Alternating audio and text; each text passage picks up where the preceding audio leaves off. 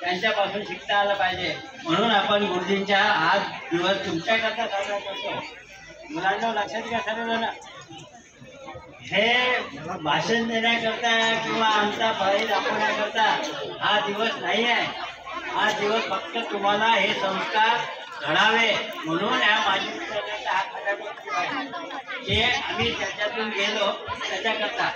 हे तुम्ही पहिल्यांदा लक्षात घ्या. म्हणून जे काही ऐकायला शांततेनं ऐकायला समजलं नसली तरी त्याला हळूहळू समजेल. आम्हाला काही समजत नव्हतं, आम्ही तुमच्यासारखे होतो. 13 वर्षाचा असताना मी या संस्थेत आलो. तर आपल्या ते सर्व जे दिसतात तुम्हाला ते तुमच्याच सारखे होते, पण त्यांनी आपल्या कर्तृत्वाने पूर्ण व्यक्तिमत्व तयार केलं आणि आपलं जे काही आहे स्वतःचं आयुष्य त्यांनी विकसित केलं, समृद्ध केलं. तसंच ज्यांचं आयुष्य विकसित नाही, समृद्ध नाही अशा लोकांच्या याच्याला या कामाशिवाय काम केलेलं नाही हे लक्षात घ्या. म्हणून हा दिवस तुम्हाला जास्त महत्त्वाचा आहे आणि तिथंच करता केलेला आहे. म्हणजे आपले माझे विद्यार्थी तुम्ही समजून घ्या. दुसरी गोष्ट, पहिले तुम्ही पाहिलेलं नाही, बऱ्याचशा लोकांनी पाहिलेलं नाही, तिथे आलेल्या बऱ्याचशा लोकांनी पाहिलं नाही, तरी पण त्या माणसाचं वैशिष्ट्य आणि या संस्थेचं वैशिष्ट्य काय, मी माझ्या स्वतःच्या जीवनाहून देतो. आणि इतर जो विद्यार्थी होऊन गेला त्याचं चरित्र तुम्हाला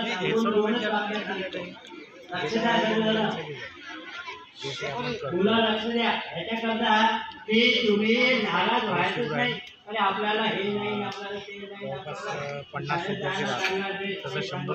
नाही आणि आपण काही दूर जाणार नाही. आता मी या संस्थेचा अध्यक्ष, सर्वच जण सांगतात तुम्हाला संस्थेचा अध्यक्ष. मी सगळ्यात पहिलं माझी ओळख मी या संस्थेचा विद्यार्थी आहे.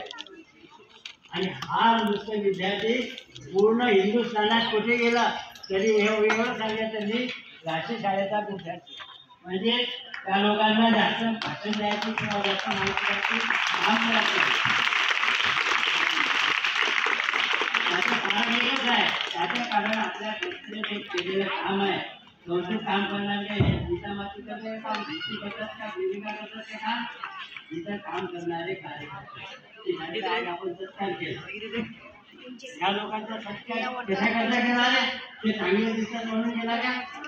तिथे पुढारी म्हणून केला? त्यांच्या गुणाचा आपण सत्कार केला आणि आपण केला म्हणजे तुमच्याकरता. तुम्ही पण यांच्यासारखे होऊ शकता हे तुम्हाला गॅरंटी द्यायची आहे. आमच्या सगळ्या माझी विचार याच्यातून प्रेरणा घ्यायची आणि आपलं जीवन घडवायचं. घरातलं एकत्र धर्म हे गीत तुम्ही प्रार्थनेत अनेक वेळा म्हटलेलं आहे. त्या गीतातून पूर्ण अर्थ प्राप्त करण्याचा प्रयत्न करा. आणि दुसरी गोष्ट मी सांगितलं